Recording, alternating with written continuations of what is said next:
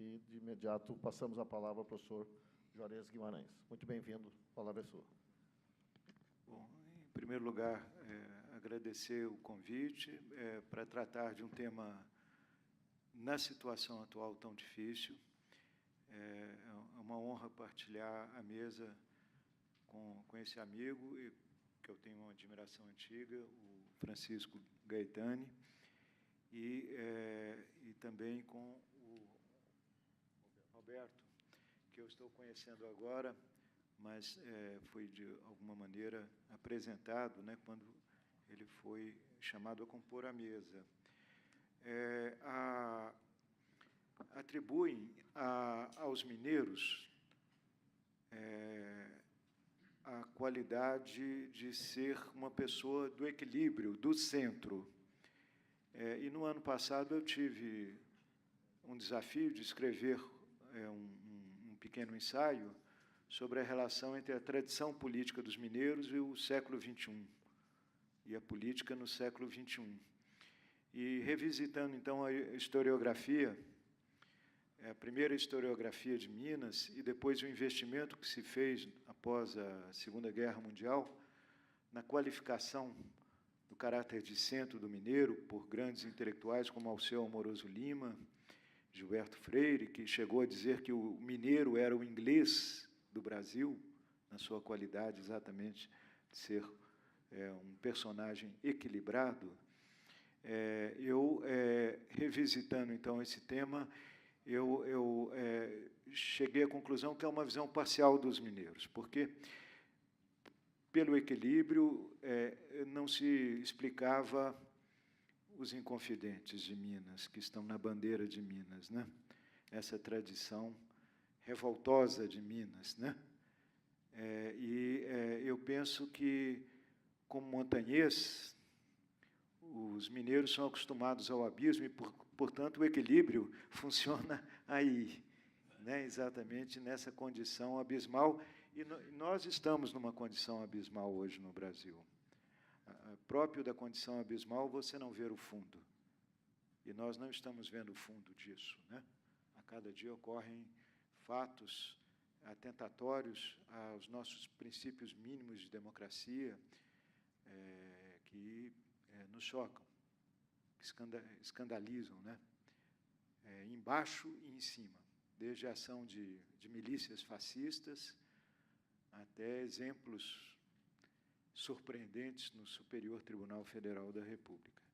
Mas eu, então, vou correr todos os riscos na exposição como mineiro, tentando manter o equilíbrio.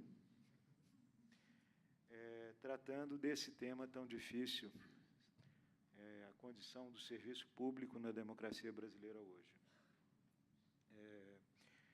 O teórico que une essas duas condições, o servidor público e a democracia, é, evidentemente, Jean-Jacques Rousseau.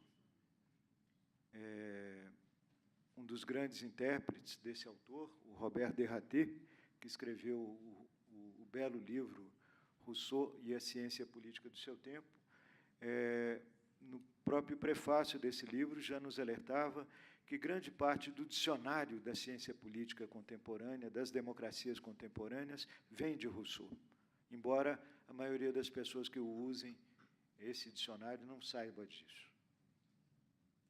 A ideia de soberania popular, a diferenciação entre Estado e governo, a ideia de vontade geral e interesse público, a própria ideia de cidadão, né? Que ele, numa nota de página muito inteligente, polemizando com Jean Baudin, diz que a palavra cidadão não quer dizer apenas aquele que faz parte de uma cidade, de um Estado, mas ela está referida à condição de liberdade e à condição de uma simetria de direitos e deveres que advém dessa pessoa livre. E, ao fazer isso, Rousseau estava, então, ele que assinou o contrato social como cidadão Rousseau, ele estava renovando, né, esse termo que vem da tradição greco-romana, né, para a modernidade democrática. E a ideia do funcionário público como servidor do povo, né? na República Democrática, né? Que todo funcionário público é um servidor do povo. Rousseau chega até a fazer a ironia, certamente conversando com Montesquieu, sobre as formas de governo possíveis numa república, ao dizer que as formas de governo poderiam ser a democracia, um governo de todos, uma aristocracia, o governo de poucos, ou mesmo até o governo de um, no caso, uma monarquia. Uma monarquia no interior de um regime republicano, democrático, né? E o Rousseau, então, fazendo uma fina ironia, diz que isto era muito difícil de ter um rei numa república, porque ele teria que ser educado, ao contrário de um rei, não para ser servido, mas para ser servidor. Isto era muito difícil, formar um rei para ser um servidor do interesse público, né? Da lei geral, da vontade geral, né? Eu penso, então, que esse termo é muito importante para nós, e esta relação hoje é uma relação dramática. Eu não quero dizer que ela é trágica, no sentido de que nós temos pela frente, inevitavelmente, uma tragédia, mas ela é dramática, no sentido teatral mesmo, no sentido de um drama vivo, né, de uma oposição.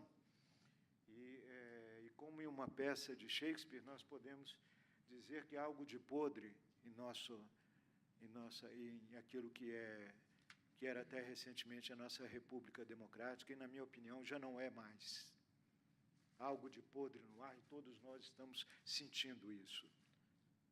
E, mais do que isso, prosseguindo na inspiração shakespeariana, há um personagem espectral no centro do drama da nossa democracia. Quem é esse personagem? Esse personagem, na minha opinião, é Raimundo Fauro. E, em nome dele, falam duas vozes opostas, a partir do conceito que ele consagrou na cultura política brasileira, que é o conceito de patrimonialismo. Essas duas vozes opostas desse personagem se degladiaram recentemente em um julgamento histórico do STF sobre o habeas corpus a ser concedido ao ex-presidente Lula ou não. De um lado, falava em nome do patrimonialismo de Fauro o ministro Barroso, reclamando para si o sagrado dever de limpar a República da corrupção, do que ele chamou de um pacto de corrupção dos políticos, e, do outro lado, a voz alta do advogado Batóquio, reclamando o sagrado direito da liberdade e trazendo a memória daquele que foi chamado pelos historiadores como doutor habeas corpus, que era exatamente Raimundo Fauro. Haveria, então, dois Raimundo Fauros, o autor do livro Os Donos do Poder e o ator de uma quadra decisiva da luta pela democracia em nosso país, quando ele retirou, como presidente, a OAB do apoio ao regime militar, inclusive às torturas do regime militar, esse momento infamante da história da OAB, e repôs a OAB no seu lugar democrático, restabelecendo, então, a relação com essa bela tradição que vem de Rui Barbosa. Essa ideia, então, da divisão do Raimundo Fauro apareceu no seminário que nós coordenamos, realizado em 2004 no IUPERJ, no Instituto de Ciência Política no Rio de Janeiro, e que depois, alguns anos depois, se transformou no livro Raimundo Fauro e o Brasil. Vários intelectuais lá presentes insistiram nessa tese, de que os donos do poder teriam uma visão inarredavelmente pessimista, antibérica da nossa tradição e do nosso futuro, quase que inscrevendo a nossa história e o nosso futuro em um terrível pesadelo circular, tudo convergindo para a história dos donos do poder que se apropriaram desde a origem, a partir da herança portuguesa, e de lá nunca saíram. E, de outro lado, a afirmação, o reconhecimento do valor do ator democrático Raimundo Fauro. A minha intervenção nesse seminário foi de recusar esta divisão entre autor e ator, essa divisão operada sobre a figura do Raimundo Fauro. E reconhecendo que os donos do poder traziam mesmo uma leitura crítico-negativa da formação do Estado Nacional e da ausência do princípio da soberania popular na história do país. Vamos nos lembrar que a primeira edição de Os Donos do Poder ocorre às vésperas, né, foi no final dos anos 50, às vésperas do que seria o golpe militar de 64, a segunda edição no início dos anos 70, já em pleno período mais duro do regime militar. E, então, reconhecendo o sentido crítico histórico desse livro, a força crítica histórica operada através do conceito de patrimonialismo contido nesse livro, nós recorríamos a uma figura de um crítico literário chamado George Lukács, que dizia que, em certos romances, era preciso que o personagem fosse finalizado no próprio romance pelo autor, para que a aspiração desse personagem fosse mais alta em nós que lêssemos o romance. Isto é, o que eu estava a dizer, então, era que entre a crítica, entre o diagnóstico crítico da ausência de democracia na nossa história e o ator democrático, não existia propriamente uma contradição, mas uma continuidade. E foi esse o ensaio que nós fizemos escrever nesse livro que nós organizamos e editamos, e que começa exatamente com a republicação do famoso discurso do Raimundo Fauro na Assembleia da OAB em Curitiba, quando ele dizia: o Estado não pode ser inimigo da liberdade. Um discurso histórico.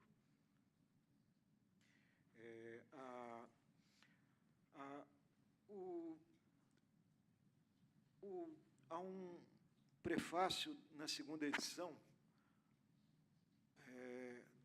dos Donos do Poder, que é muito importante para nós nesse momento, porque há muitas leituras dos Donos do Poder como se fosse um livro estritamente weberiano. E a acusação é que Raimundo Fauro não havia compreendido bem Weber. Era um mau weberiano.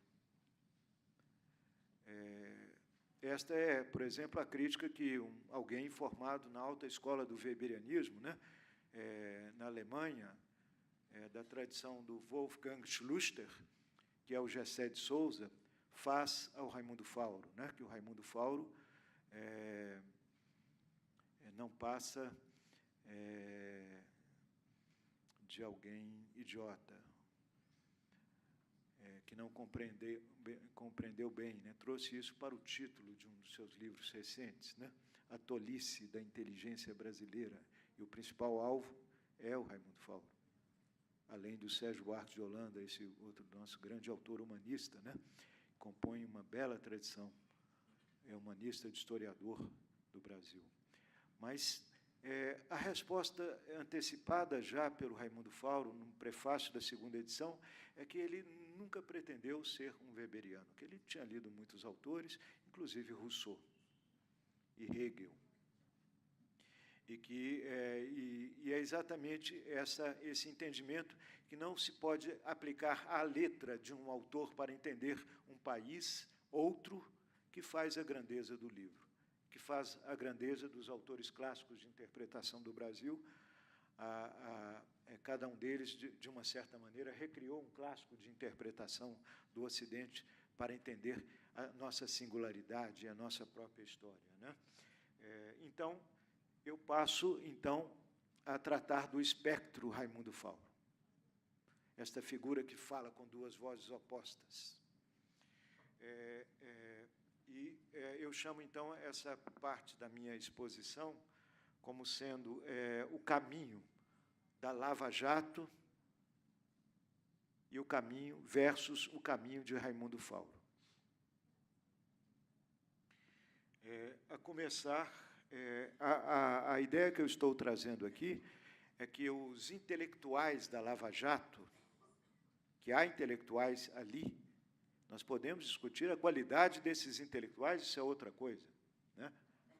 Podemos discutir e devemos discutir, né, a qualidade, mas há uma produção de uma narrativa muito forte, a partir da ideia de patrimonialismo do Raimundo Fauro. Eu vou defender o ponto de vista que esse entendimento do Raimundo Fauro é oposto à obra e aos valores da vida do Raimundo Fauro. É exatamente oposto. Isso interessa muito a quem é funcionário público e a quem quer servir a democracia. A primeira questão, então, é o entendimento que se faz nessa narrativa do que é patrimonialismo. Esse entendimento, do entendimento que eu diria propriamente liberal do conceito de patrimonialismo, ele foi pela primeira vez fixado na obra de Simon Schwarzman, já nos anos 70, e foi recentemente atualizada por um ensaio que é o único ensaio novo do Fernando Henrique, no livro dele, Os Intelectuais que Inventaram o Brasil, que é o último ensaio do livro, que é exatamente sobre o Raimundo Fauro e os donos do poder, e chama-se O Intelectual contra o Estado. Nesse entendimento, patrimonialismo é visto, então, como um regime que traduz a opressão do Estado sobre a sociedade civil. A crítica ao patrimonialismo, então, implicaria a crítica do Estado e o questionamento da força do Estado, da sua presença, e, portanto, a necessidade de diminuí-lo, e de quebrar o seu poder. E é esse entendimento de patrimonialismo que está na narrativa da Lava Jato. O entendimento é que os donos do poder são os políticos, que faz parte da narrativa da Lava Jato. Até o nome original do livro dos donos do poder era a formação do patronato brasileiro. E foi o editor que soprou para o Raimundo Fauro que o livro deveria se chamar Os Donos do Poder, para ganhar uma visibilidade e uma audiência maior, que não teve, aliás, na primeira edição. Mas a interpretação dos intelectuais da Lava Jato, que os responsáveis pelo patrimonialismo, os donos do poder, é a casta dos políticos, ou, na linguagem do ministro Barroso, esse pacto dos políticos que corrompe a República, apossando-se do poder público através de interesses privatistas dos políticos. É a segunda peça dessa narrativa. A terceira peça é que esta apropriação dos políticos do poder que é público para interesses privados e legítimos constitui a corrupção, o principal problema do país. Há uma pedra no caminho, e ela se chama corrupção. Sem esmagar a corrupção, não há futuro do país. Essa é a terceira peça dessa narrativa. A quarta peça da narrativa é que, como esses políticos, essa casta de políticos, constituíram um sistema de autoproteção, de impunidade, de imunização, é preciso recorrer a meios extraordinários, de exceção, para enfrentá-los. Daí a necessidade de se formar uma jurisprudência de exceção para enfrentar a corrupção dos políticos. É a quarta peça da Lava Jato, que, aliás, se transformou em decisão do TRF4, do pleno do TRF4, -1. E o STF não falou nada. O maior elogio que se fez à Lava Jato, para o constitucionalista e professor de Direito Penal Joaquim Falcão, é que o juiz Moro inovou completamente a jurisprudência penal no Brasil. Um juiz não pode fazer isso. Não pode, não tem o direito de fazer isso. Ele deve julgar segundo as regras constitucionais e a jurisprudência estabelecida, mas ele não pode formar uma outra jurisprudência ao arrepio da Constituição. Então, o maior elogio, a meu ver, é a maior crítica. Quinto, a solução tem que vir de fora do sistema político e a solução é quebrar este poder do Estado, os privilégios de quem ocupa o Estado. Quebrar a força econômica do Estado. Quebrar a força política desse Estado. Está o programa da Lava Jato. Está aí a narrativa, constituída aos nossos olhos. Essa narrativa ela é muito poderosa porque ela está na mídia. É a narrativa da mídia. E uma narrativa é aquela que, através da qual os fatos ganham sentido. Qualquer fato ganha um sentido assim. Eu me lembro de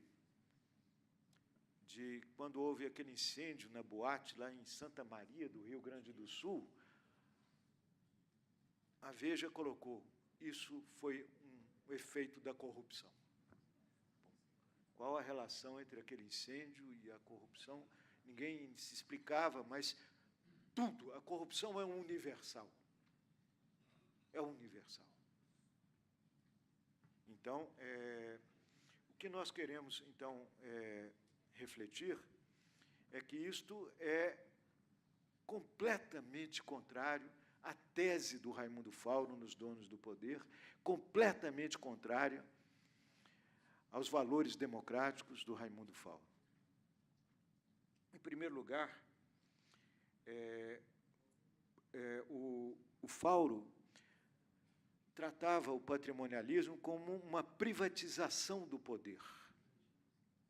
E, ao contrário de Weber, que identificava o patrimonialismo como parte de regimes tradicionais, pré-modernos, então, para Weber, patrimonial era o Egito Antigo, a China Antiga, os regimes absolutistas, os regimes ibéricos, tudo isso. Tudo é patrimonialismo no tipo ideal weberiano, porque ele estava interessado em flagrar a singularidade da modernidade. Para o Raimundo Fauro, está trabalhando para um Estado de origem ibérica que programa um processo de modernização, atualizando o processo de privatização do poder. Então, o que está em jogo aí para Raimundo Fauro é o princípio de legitimidade do poder que deveria ser baseado na soberania popular e não o é. E não o é. O princípio da soberania é contrariado, ele é privatizado. E, por isso, o grande herói histórico do Raimundo Fauro é o Frei Caneca, porque é quem afrontou a primeira Constituição outorgada do país e foi morto por conta disso, né? Não foi enforcado, porque não se enforca um frei, mas foi fuzilado, como nos conta o belo poema do João Cabral de Melo Neto. Esse é o herói do Raimundo Fauro. Então, o patrimonialismo não é, para Fauro, o domínio do Estado sobre a sociedade, mas é um princípio privatista de poder. esse princípio, por exemplo, se avaliasse o Estado norte-americano hoje, o Estado norte-americano é um Estado profundamente privatizado por grandes corporações. Ele seria caracterizado pelo Fauro como Estado patrimonialista. Vocês sabem qual a taxa de renovação do Congresso norte-americano, Senado e Câmara Federal? 91% de chance de ser reeleito. Financiados por empresas, em colégios eleitorais dominados. Por isso, apesar de tantos massacres em escolas, não se consegue aprovar uma lei que uma pessoa com distúrbio mental não pode andar armado. Não passou no Congresso norte-americano que uma pessoa com distúrbio mental pode andar armado, tem licença para se armar por causa do lobby de armas no Congresso norte-americano. Isso é um Estado, nessa definição do Fauro, patrimonialista. Segundo lugar, para o Fauro, não são os políticos os donos do poder. Os donos do poder são exatamente essas forças que privatizam o poder, que destroem a dimensão pública do poder. E, portanto, essa ideia da Lava Jato não passa de uma vulgaridade intelectual rasa, que não resiste ao menor debate intelectual. Aliás, eu digo, em todo lugar que eu vou, que o juiz Moro não passaria no meu curso de Política 1, na graduação da UFMG, tal a ignorância democrática desse cidadão. Não passaria. Em terceiro lugar, o que é corrupção?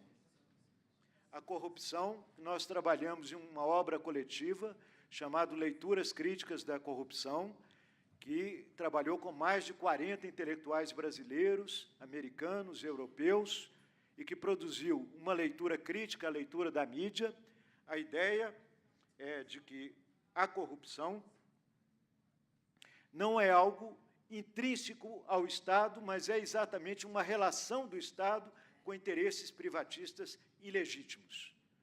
Nós estamos fazendo uma diferença entre interesses privados legítimos e interesses privatistas ilegítimos. É característica da corrupção ser ilegítima. E, portanto, só existe corrupção onde existe firmado o princípio do interesse público. Essa definição é fundamental. A corrupção é um conceito negativo, e ele só pode ser identificado quando há um conceito positivo do interesse público. Por isso é que a identificação da corrupção depende da República Democrática. Onde não há República Democrática, se generaliza a corrupção. O meu diagnóstico é que a corrupção está hoje em todo lugar no Brasil. Ela é universal, ela se tornou realmente, agora, universal. Ela senta na cadeira de presidente. Ela comanda a cadeira de presidente do país.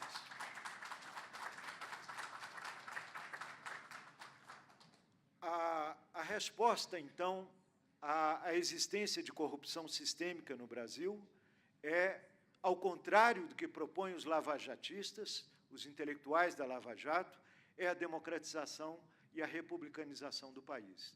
É o aprofundamento do nosso processo difícil, interrompido, inconcluso, de republicanização democrática do nosso país, que trabalhe, ao mesmo tempo, prevenção, controle democrático, formas de monitoramento adequadas, como é o trabalho da CGU, o projeto de criação da CGU, e também o processo necessário da punição exemplar de quem é corrupto.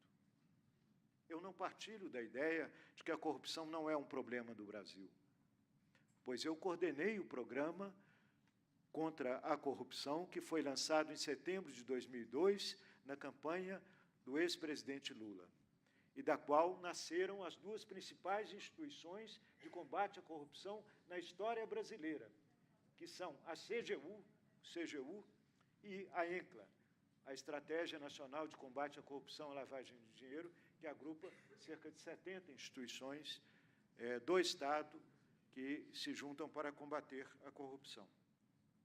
Então, para concluir, pedindo desculpas por ter me estendido um pouco, o servidor público hoje está sob fogo cruzado, como disse o Francisco Gaetani, por duas razões. De um lado, porque o que é público está sob ataque. De outro lado, porque o que se aponta, através do regime agressivo de precarização do trabalho, é que os direitos do funcionário público são privilégios inaceitáveis, porque o padrão passa a ser cada vez mais o padrão, a referência do mercado de trabalho precarizado. Então, ao invés do cidadão funcionário público de direitos, né, ser respeitado na sua dignidade, ele vai, então, para o centro do processo acusatório da Lava Jato. Nesse debate que nós fizemos na abertura da 11ª ENCLA, eu termino com essa história.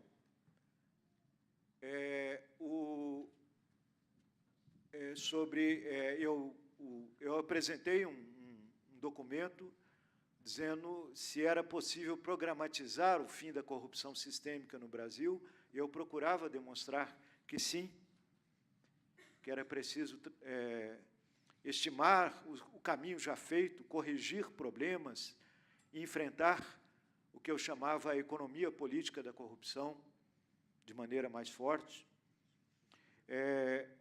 O delegado Beltrame, do Rio, então, secretário de Segurança do Rio, nos fez uma pergunta. O que nós achávamos de um método recém-inovado nos Estados Unidos para identificar os corruptos, que era o seguinte: treinar atores para que, com o treinamento adequado, esses atores procurassem seduzir funcionários públicos em posições chaves com propostas de corrupção, identificando-os, então, como corruptos, trazendo-os, né? Isto é, o princípio é lavajatista. A princípio, ninguém é inocente. A princípio, todo mundo pode ser culpado. Todo mundo está sob suspeição. Todo funcionário público está sob suspeição. A resposta que eu dei ao delegado Beltrame foi contando um caso. Um caso que depois foi publicado, inclusive, no livro sobre o irmão alemão, pelo Chico Buarque de Holanda, relembrando esse caso do seu pai, Sérgio Buarque de Holanda, que chegou tarde em casa, tinha bebido, era um homem boêmio, né? E a família estava rendida por assaltantes. Então, o Sérgio Buarque de Holanda pediu para a Amélia, sua companheira, colocar a mesa de jantar e convidou a família e os assaltantes para jantarem na mesma mesa. E, durante o jantar, pronunciou a frase: porque isso de desconfiar do outro, isso é coisa do demônio. O que eu estava querendo dizer é que nós estamos no processo de construção do interesse público, das dimensões dos procedimentos, dos controles do interesse público. E, portanto, o nosso trabalho é de criar confiança, é de estabelecer padrões de confiança, de estabelecer regras democráticas de controle, e não estabelecer a desconfiança e a suspeição como princípio orientador do combate à corrupção, pelo amor de Deus. Mas isso é o que faz a Lava Jato. Então, se no plano da cultura, para concluir, a obra de Raimundo Fauro, a obra se no plano da cultura a obra de um cidadão é sua alma e sua vida pública, o seu corpo, é preciso, para enfrentar essa narrativa antidemocrática da Lava Jato, e que produz muito mais corrupção do que havia antes, tenha que se dizer isso, produz muito mais corrupção, produz um universo em expansão de corrupção, é preciso, então, reunir corpo e alma do Raimundo Fauro, isto é, decifrar esse espectro que está no centro do impasse da democracia brasileira hoje, restabelecendo, então, as relações democráticas, republicanas, entre a dignidade do funcionalismo público e o nosso ideal de democracia.